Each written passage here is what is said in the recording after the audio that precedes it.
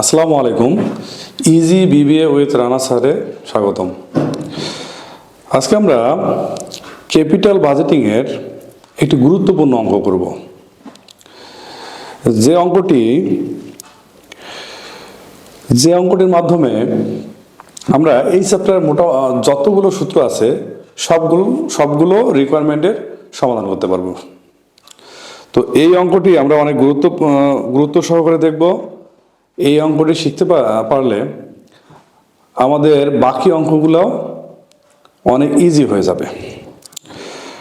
আশা করছি সবাই অনেক মনোযোগ সহকারে এই ভিডিওটি দেখবা। তো আজকে যে অঙ্কটি করবো সেটা হচ্ছে, তোমরা স্ক্রিনে দেখতে পারবা অথবা কমার্স পাবলিকেশনের বই থেকে দেখতে পারবা। এটা কমার্স পাবলিকেশনে problem number C8, capital budgeting চ্যাপ্টারের প্রবলেম নাম্বার C8 আছে। তো আমরা যে কোনো অঙ্কের ক্ষেত্রে গুরুত্বপূর্ণ বিষয় হচ্ছে অঙ্কটা মনোযোগ সহকারে ভালোভাবে আগে পড়া, তারপর অঙ্কটা শুরু করা।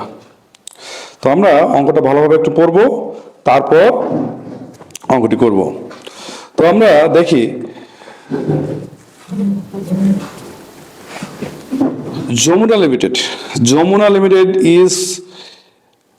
Jamuna Limited is considering a proposal to install a new machine. The project will cost টাকা 1 lakh and its expected life is 5 years. The estimated cash inflows before tax CFBT of the project are as follows. অর্থাৎ আমাদের এখানে বলছে Jamuna limited একটা machine install করবে যার মূল্য হচ্ছে 1 লক্ষ টাকা এবং এটা 5 বছর ধরে, তার লাইফ হচ্ছে 5 বছর। আর নিচে কি দেওয়া আছে, সিএফবিডির মানগুলো দেওয়া আছে। অর্থাৎ প্রথম বছরে সে টাকা পাবে হচ্ছে 25,000, দ্বিতীয় বছরে 30, তৃতীয় বছরে 35, চতুর্থ বছরে 40 আর পঞ্চম বছরে 45,000 টাকা পাবে। বইয়ের মধ্যে বলা আছে নিচের দিকে, the tax rate of that company is 50%, tax rate 50% and charge depreciation on estate line basis. অর্থাৎ ডেপ্রিসিয়েশন স্টেট লাইন বেসিসে আমাদের করতে হবে।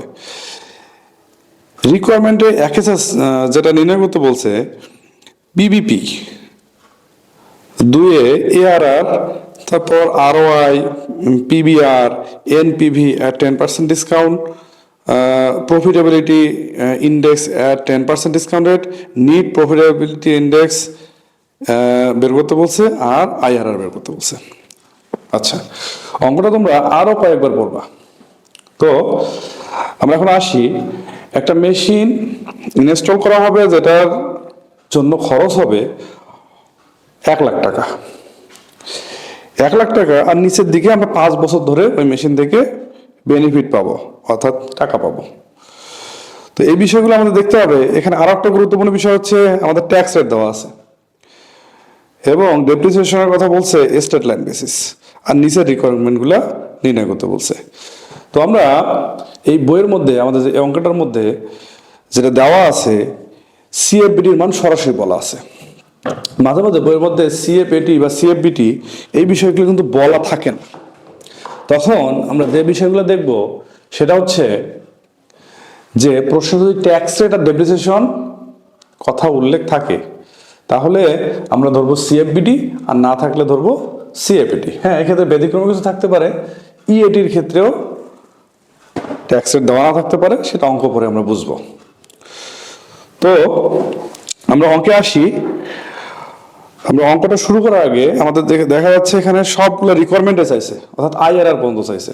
তা আইআরআর নির্ণয় করতে বললে, আইআরআর পর্যন্ত নির্ণয় করতে বলে আমরা সম্পূর্ণ সব করবো, অর্থাৎ 12টা কলাম। আমরা জানি আগের লেকচারটাতে আমরা বলছিলাম যে যদি আইআরআর নির্ণয় করতে বলে তাহলে আমাদের 12টা কলাম পর্যন্ত, 12টা কলামই করতে হবে। তো এখন আমি তোমাদের যাতে করে সময় একটু কম লাগে সেজন্য আমি অঙ্কটা আগে উঠায় রাখছি, এটা বোঝাই দেবো। রিকোয়ারমেন্টগুলো ইনশাল্লাহ আমরা বোঝাই একটা একটা করে করবো।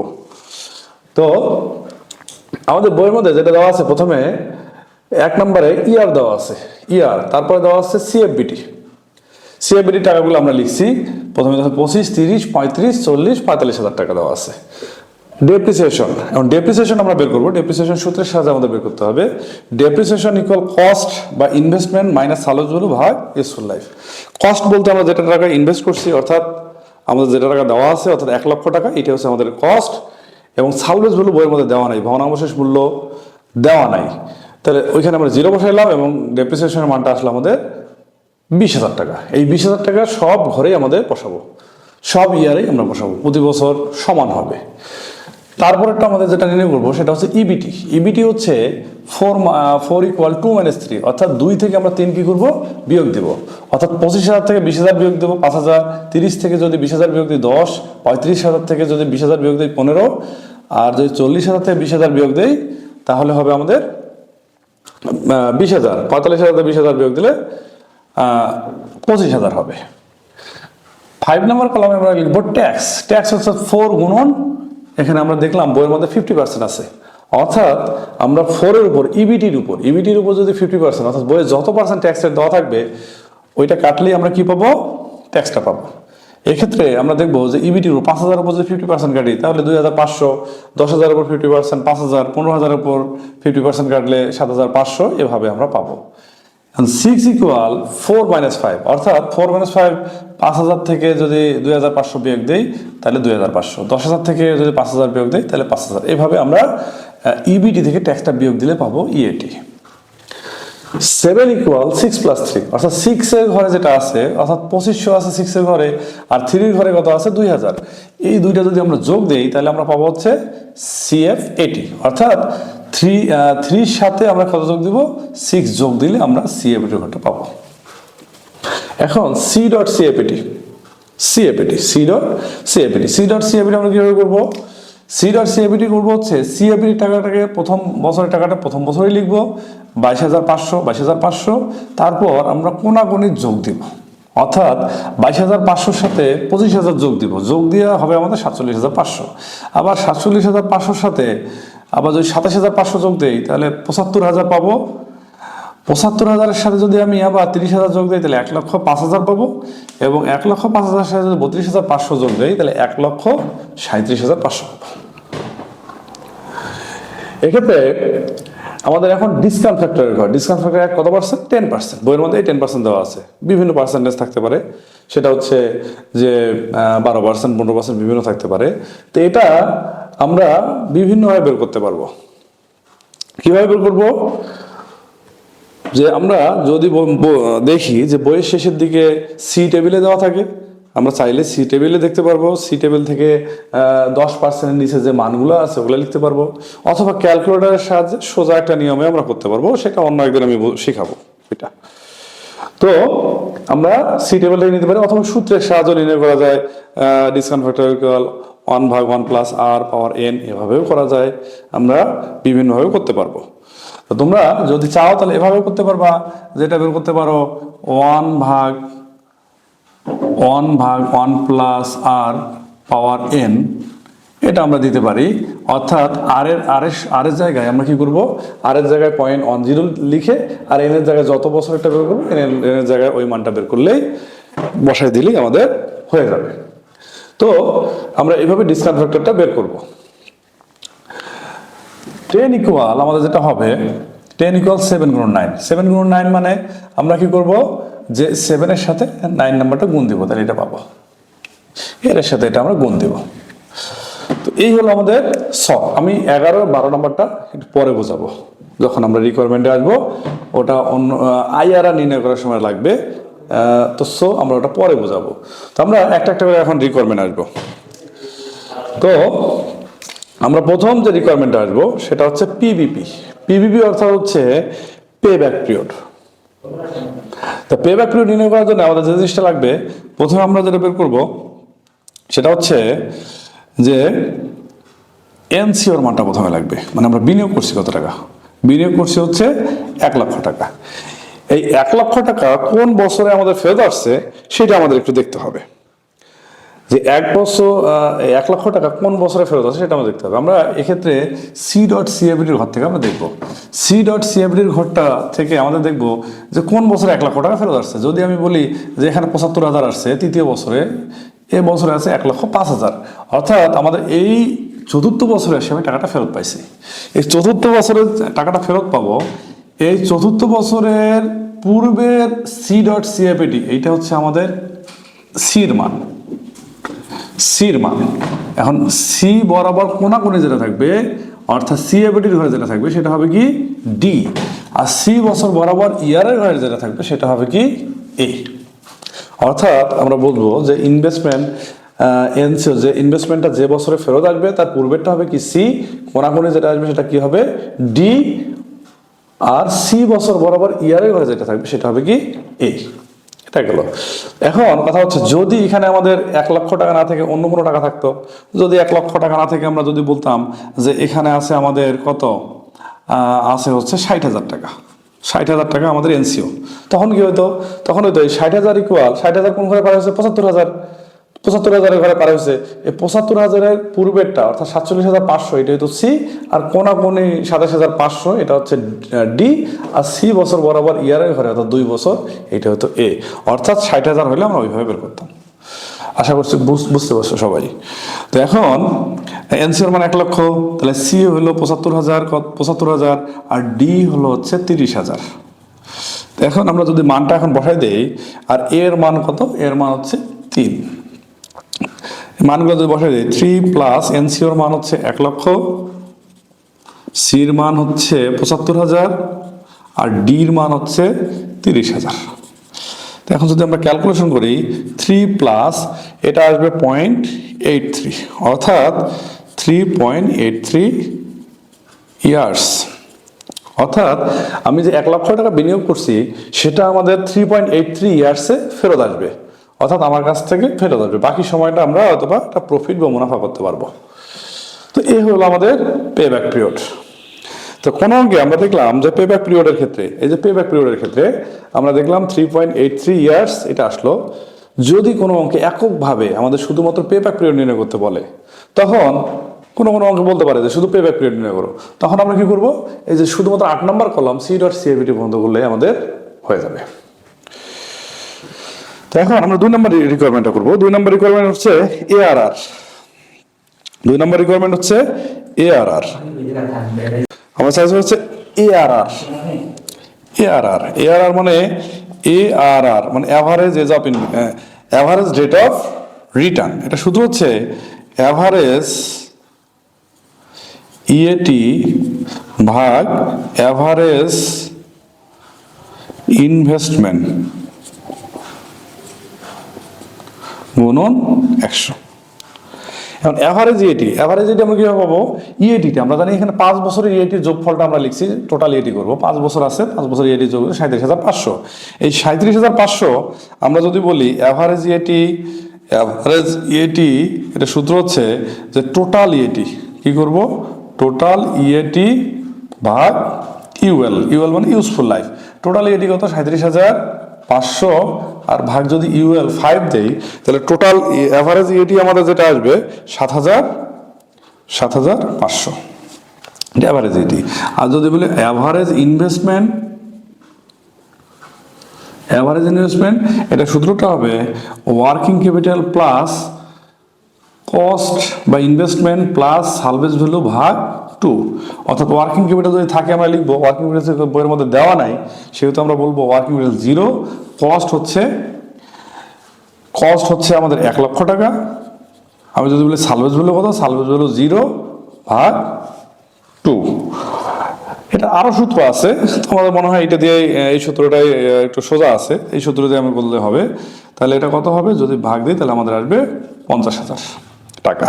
অর্থাৎ আমরা যদি এখানে বসাই দেই তাহলে অ্যাভারেজ ইএটি হচ্ছে 7,500, আর যদি আমি বলি অ্যাভারেজ ইনভেস্টমেন্ট 50,000, তাহলে বসাই দিলে আমাদের যে পার্সেন্টেজটা আসবে সেটা হবে হচ্ছে 15%। আশা করছি সবাই বুঝতে পারছো। অর্থাৎ ARR সমান অ্যাভারেজ ইএটি ভাগ অ্যাভারেজ ইনভেস্টমেন্ট। অর্থাৎ অ্যাভারেজ ইএটি আমরা টোটাল ইএটিকে আমরা কত দিয়ে ভাগ দিব? যত বছর থাকবে তত দিয়ে ভাগ দিব।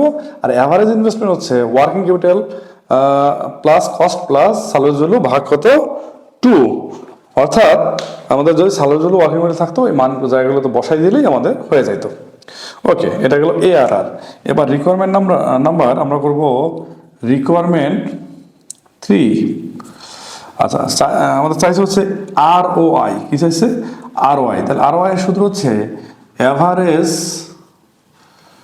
অ্যাভারেজ ইএটি ভাগ এনসিও গুণন লিখতে পারবো আমরা 100। অর্থাৎ অ্যাভারেজ ইএটি কি? অ্যাভারেজ ইএটি হচ্ছে, যদি আমি বলি অ্যাভারেজ ইএটি আমরা বের করছি, এখানে আছে অ্যাভারেজ ইএটি 7500, আর এনসিওর মান হচ্ছে আমাদের বইয়ের মধ্যে দেওয়া আছে 1 লাখ গুণন কত? 100। এটা যদি ক্যালকুলেশন করি তাহলে এটা আসবে হচ্ছে 7.5%। এটা আসবে 7.550%। ওকে, তাহলে আমাদের কত রিকোয়ারমেন্ট গেল? কয়টা রিকোয়ারমেন্ট গেল? 1 2 3, অর্থাৎ আর ওয়াই বন্ধ আমরা করছি। এবার যেটা করব 4 নাম্বার রিকোয়ারমেন্ট। 4 নাম্বার রিকোয়ারমেন্টে, আচ্ছা আমি একটু এখানে একটু ব্র্যাক দিয়ে নিলাম। আচ্ছা, 4 নাম্বার রিকোয়ারমেন্ট নাম্বার 4, পিবিআর চাইছে। পিবিআর মানে পেব্যাক রিসিপ্রোকাল। পিবিআর চাইছে 4 নম্বর রিকোয়ারমেন্ট, পিবিআর চাইছে, অর্থাৎ পেব্যাক রিসিপ্রোকাল। এটা সূত্রটা আছে 1 ভাগ পিবিপি গুণন 100। আচ্ছা, 1 ভাগ পিবিপি, 1 ভাগ পিবিপি, অর্থাৎ পিবিপির মানটা কিন্তু 1 নম্বর রিকোয়ারমেন্টে আমরা বের করছি 3.83 গুণন 100। তাহলে আমরা দেখি যদি এটা মানটা আমরা করি, তাহলে মানটা বের হবে পিবিআর এর 26.11। অর্থাৎ দেখো, তোমরা একটা জিনিস লক্ষ্য করো, আমি তো দেখো যে এই যে যেমন পিবিপি নির্ণয় করতে গেলে আমাদের সিড আর সিএবিডি বন্ধ করতে হয়। যদি কোনো অঙ্কে এআরআর নির্ণয় করতে বলে, তাহলে এআরআর নির্ণয় করতে বললে আমরা ইএডি পর্যন্ত করলেই হবে। এআরআর বা আরওআই নির্ণয় করতে বললে আমাদের কি করব? ইএডি পর্যন্ত সব করলেই হবে, বাকিগুলো আমাদের লাগবে না। যদি আমাদের পিবিআর পেব্যাক রিসিপ্রোকাল বের করতে বলে, তাহলে আমরা কি করব? যে 1 ভাগ পিবিপি, অর্থাৎ পিবিপির মানটা বের করতে হবে, অর্থাৎ পিবিপি আগে বের করতে হবে, তারপরে এই সূত্র। শুধুমাত্র যদি কোনো অঙ্কে পিবিআর বের করতে বলে, তাহলে আগে আমরা পিবিপিটা নির্ণয় করব। তারপর 3 নম্বর রিকোয়ারমেন্ট আছে কি আমাদের? Net present value, NPV. Requirement number 5, NPV equal TPV minus NCO. TPV আমাদের বইয়ে যেটা ডিসকাউন্ট ফ্যাক্টর দেওয়া আছে কত পার্সেন্ট? 10%। ওই 10% যদি আমি করি, কত টিপিভি আসছে? 1,02,426, আর এনসিওর মান আমাদের 1 লক্ষ। যদি আমি এটা বিয়োগ দিই তাহলে কত? 2,426 টাকা। এটা হচ্ছে আমাদের NPV, net present value. TPV total present value minus net cash outlay NCO. এটা গেল এনপিভি। অর্থাৎ এনপিভি যদি নির্ণয় করতে বলে আমাদের প্রথম পিভি বন্ধ করলেই হবে, কারণ এই বন্ধ লাগতেছে আমাদের। আচ্ছা, ওকে। রিকোয়ারমেন্ট নাম্বার 6 কি বলছে আমাদের? Requirement number 6, profitability index at 10% discount. অর্থাৎ 10% ডিসকাউন্টে আমাদের প্রফিটেবিলিটি ইন্ডেক্সের সূত্রটা বের করতে বলছে। তাহলে পিআই, প্রফিটেবিলিটি ইন্ডেক্স, এর সূত্র হচ্ছে টিপিভি ভাগ এনসিও গুণন 100। টিপিভি কত পাইছি আমরা দেখো 1,02,426, আর এনসিওর মান কত? 1 লক্ষ। এর সাথে যদি আমরা 100 গুণ দিই তাহলে আমরা পাবো হচ্ছে যে 102.43% পিআই গেল। আচ্ছা, এনপিভি, পিআই, আর একটা কি চাইছে? এনপিআই চাইছে। আচ্ছা, আমরা এখন দেখব যে এনপিআই এটা রিকোয়ারমেন্ট নাম্বার কত জানি? এটা রিকোয়ারমেন্ট নাম্বার হচ্ছে রিকোয়ারমেন্ট নাম্বার 7। এনপিআই সমান এনপিভি ভাগ এনসিও গুণন 100। অর্থাৎ এনপিভির মানটা হচ্ছে, এনপিভির মানটা তো আমরা এই যে এনপিভি বের করছি 2000, এখান থেকে বের করছি 5 নম্বর রিকোয়ারমেন্টে 2,426 থেকে আমরা কি 1 লক্ষ ভাগ দিব, গুণন দিব কত দিয়ে? 100 দিয়ে, অর্থাৎ 2.43% হবে। ওকে, আমরা মোটামুটি কয়টা সূত্র করলাম? এখানে 7টা সূত্র করলাম। 7টা সূত্র আমরা এই চ্যাপ্টারের গুরুত্বপূর্ণ 7টা সূত্র করে ফেললাম। আমি আরেকবার রিক্যাপ করি যে আমাদের প্রথমে আমরা শখটা তো করে নিলাম, পেব্যাক পিরিয়ড নির্ণয় করছি। পেব্যাক পিরিয়ড নির্ণয় করতে গেলে আমাদের সিড আর সিএবিডি পর্যন্ত ঘর টানতে হবে। তারপর এআরআর নির্ণয় করতে গেলে আমাদের লাগবে হচ্ছে অ্যাভারেজ ইএটি ভাগ অ্যাভারেজ ইনভেস্টমেন্ট। অ্যাভারেজ ইএটি আমরা বের করবো কিভাবে? এই টোটাল ইএটিকে আমরা কত দিয়ে ভাগ দিব? যত বছর থাকবে তত দিয়ে ভাগ দিব। আর অ্যাভারেজ ইনভেস্টমেন্টটা কিভাবে বের করবো? অ্যাভারেজ ইনভেস্টমেন্ট সূত্র হচ্ছে working capital plus cost plus salvage হলো ভাগ 2। এখানে আমরা পাবো 50,000। তো এই মানগুলো এখানে বসাই দেবো এআরআর। আরওআই হবে কি? অ্যাভারেজ ইএটি ভাগ এনসিও গুণন 100। আর আমরা যদি বলি পিবিআর বের করবো 1 ভাগ পিভিপি গুণন 100। আর এনপিভি তো আমরা জানি যে টিপিভি মাইনাস এনসিও। এভাবে আমরা মানগুলা বসাই দেব। যদি প্রশ্নে আলাদা আলাদাভাবে চায়, আলাদা আলাদাভাবে এগুলো চাইতে পারে, তাহলে তোমরা করবে কি, যখন যতদূর পর্যন্ত লাগে আগে তোমরা সূত্রটা দেখবা। সূত্রটা দেখার পর যেখানে দেখবা যে আসলে সূত্রটা কতদূর পর্যন্ত লাগতেছে, কোন কলাম বন্ধ গেলে আমাদের আর ওই সূত্রটা করা যাবে, তাহলে ওই কলাম বন্ধ গেলে হবে, পরবর্তীতে আর যাওয়া লাগবে না। এক্ষেত্রে আরেকটা বিবেচনার বিষয় যে আমরা এখন এখানে যেটা করবো সেটা আইআরআর এর মানটা। তো আইআরআর আমি আলাদাভাবে বুঝাই দিচ্ছি, এটা আমরা মিশিয়ে দিচ্ছি। তোমরা যদি কোনো কিছু বুঝতে না পারো তাহলে আবার বারবার রিপিট করে একটু দেখবা, তাহলে আশা করতে বুঝতে পারবা। তো আমি এটা মিশিয়ে দিলাম। এবার আইআরআর নির্ণয় করবো আমরা।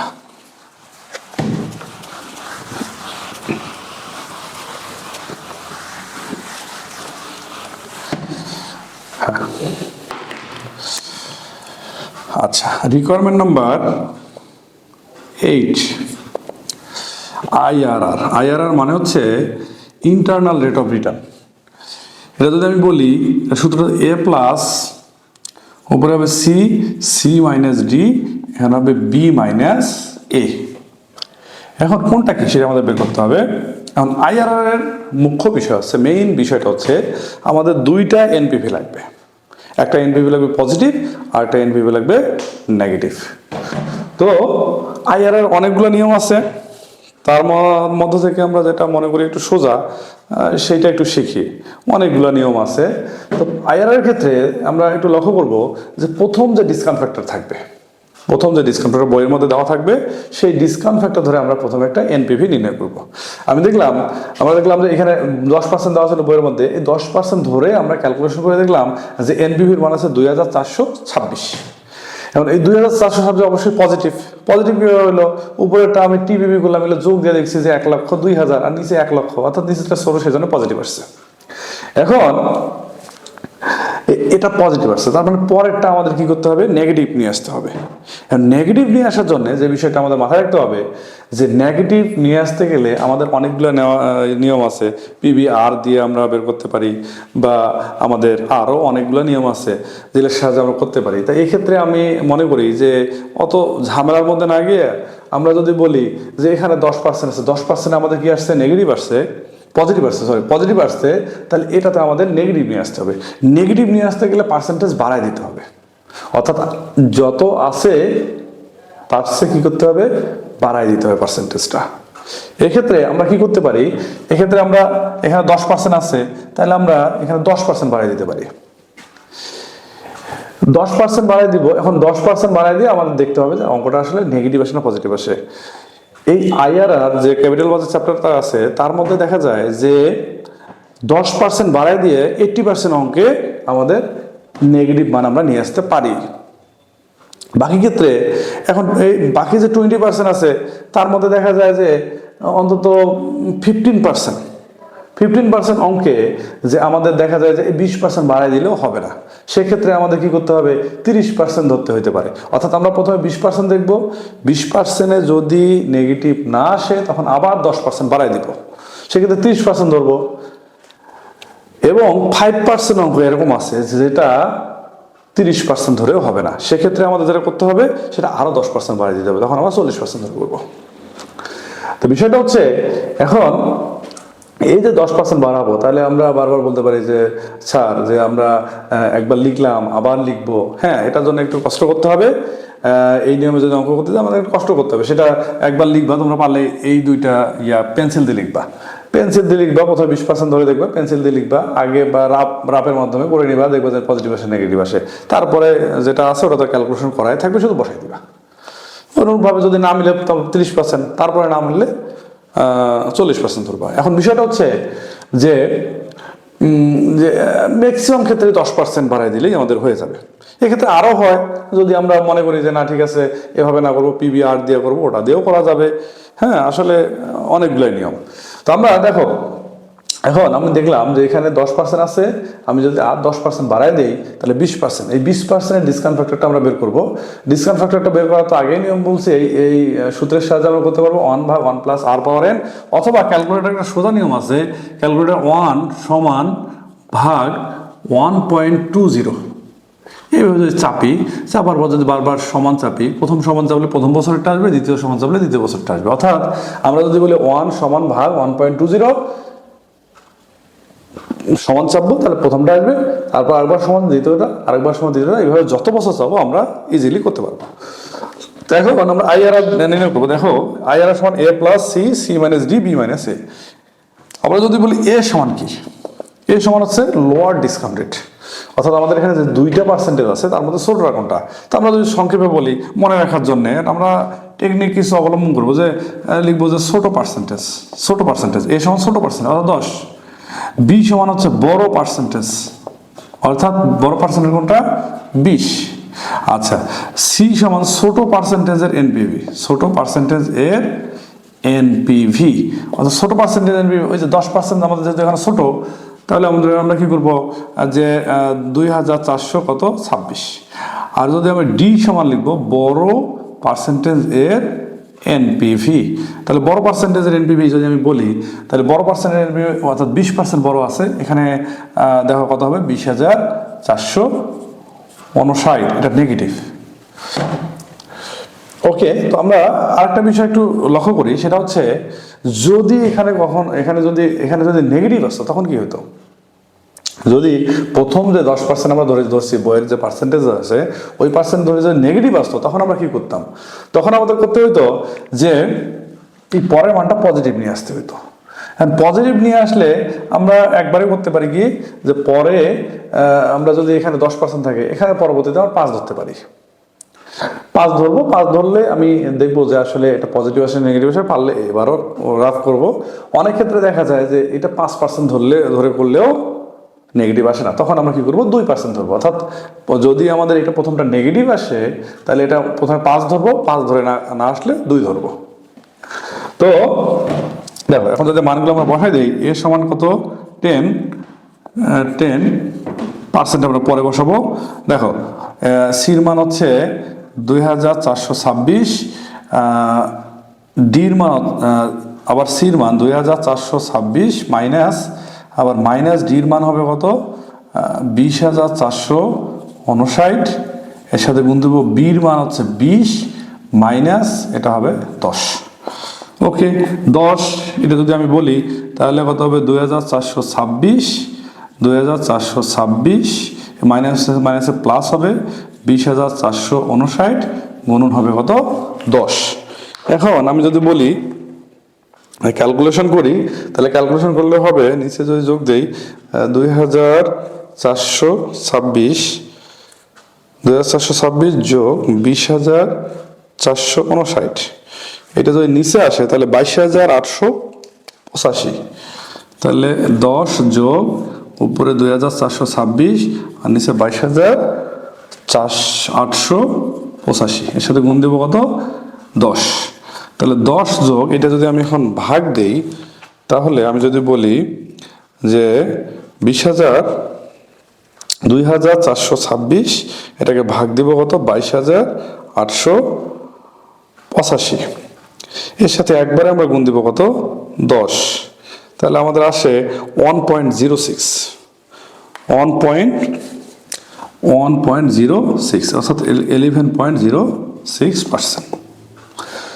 যদিও বইয়ে অনেক ক্ষেত্রে দেখবা যে বইয়ের সাথে এক্ষেত্রে আমরা যদি 10% করে বাড়িয়ে দিই, বইয়ের সাথে হালকা পাতলা আমাদের অ্যান্সারে একটু ডিফারেন্স হতে পারে, এক্ষেত্রে অত বেশি সমস্যা হবে না। যেটা অ্যান্সার আসছে ওটাই বইয়ে, অথবা দেখা যাবে যে 12% ধরে করছে, তা আমরা যদি দেখি যে 20% ধরে করি তাহলে 11.06, আর বইয়ে অথবা 10.92 এরকম টাইপের আসবে, এটা সমস্যা করবে না। তা আমরা হয়তো আইআরটা বুঝলাম যে আইআরটা কিন্তু অনেক গুরুত্বপূর্ণ একটা বিষয়, অনেকেই এটা বুঝে না। তা সেক্ষেত্রে শর্টকাট নিয়ম বা সংক্ষেপে আমরা যদি বলি তাহলে বইয়ের যে ডিসকাউন্ট ফ্যাক্টর আছে ওইটা ধরে আগে টিপিভির মান নির্ণয় করবো। টিপিভির মান যদি পজিটিভ হয় তাহলে পরেরটা আমরা 20% করে বাড়াই দেবো। 20% বাড়াই দিয়ে দেখবো নেগেটিভ আসে কিনা, না আসলে 30%, তারপর না আসলে 40%, এইভাবে ধরবো। আর যদি এটা নেগেটিভ আসে তাহলে আমরা কি করবো, পরে ডিসকাউন্ট ফ্যাক্টর 5% ধরবো। 5% যদি না আসে তাহলে আমরা ধরবো 2%, তাহলে আমাদের অঙ্কটা হয়ে যাবে। তো আমরা মোটামুটি এই চ্যাপ্টারের যে গুরুত্বপূর্ণ কিছু গুরুত্বপূর্ণ সব সূত্রই আমরা এই একটা অঙ্কের মাধ্যমে আলোচনা করলাম। আশা করি যে এই যে বাকি যে অঙ্কগুলো আছে এর মাধ্যমে করা যাবে।